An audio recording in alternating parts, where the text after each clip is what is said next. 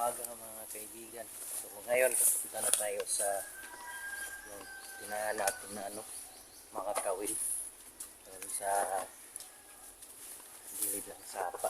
So punta na natin yung tignan natin kung may huli ba o wala. So punta na tayo mga kaibigan. Kailangan talaga natin magtagalog, no? Kahit Bisaya tayo para makaintindihan ng magkapanood. So ito na tayo sa punta ng sapaw. Kawil po tayo dito. Tignan natin kung may huli po o wala. So mataas yung tubig ngayon mga kaibigan.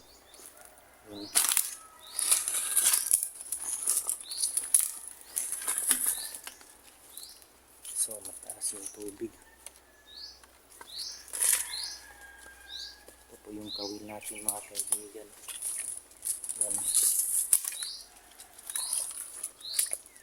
Titignan natin.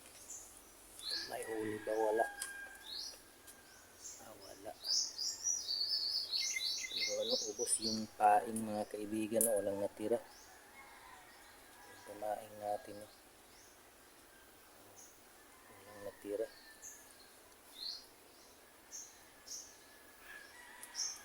So yung isa sa kabila. Ito parang wala rin mga kaibigan. Ito. Uy, wala rin. Ubos rin yung mga kaibigan. Nilagay natin pain. Ubos din. Wala nang wala na.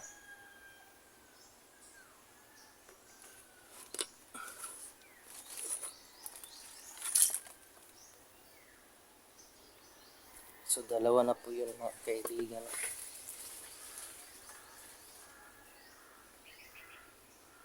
Dapat makawil mga kaibigan. Titignan natin. Umuulan na. May tatlo pa mga kaibigan. Ubos din mga kaibigan. Walang natiraw. Walang natiraw. Oh. Wala na yung pain. Pang-apat na yan. So umuulan na. Yung panglimaw nandun sa sulok ko. Tignan natin. Ito yung panglima mga kaibigan. Wala rin. Ubos rin yung yung pain. Oh. Wala na. Wala talaga tayong nahuli mga kaibigan. 5 kawil. Sa 5 kawil, isa yung pinutol talaga yung yung kawil. Nawala talaga yung kawil. So, pang-anim na to. Titignan natin yung pang-anim.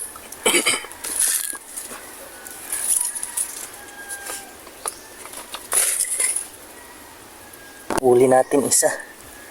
Kinagat. May huli pero kinagat yung tiyan yun. Sino kayang kumagat nito? So isa lang yung huli natin. So ito isa. Isa lang yung huli natin. So isa lang mga kaibigan yung huli natin.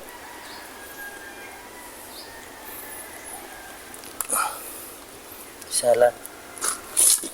May huli tayong isa mga kaibigan. Yun o. Wow. Baldo. Huli ka, balbon. Yun. Huli isa.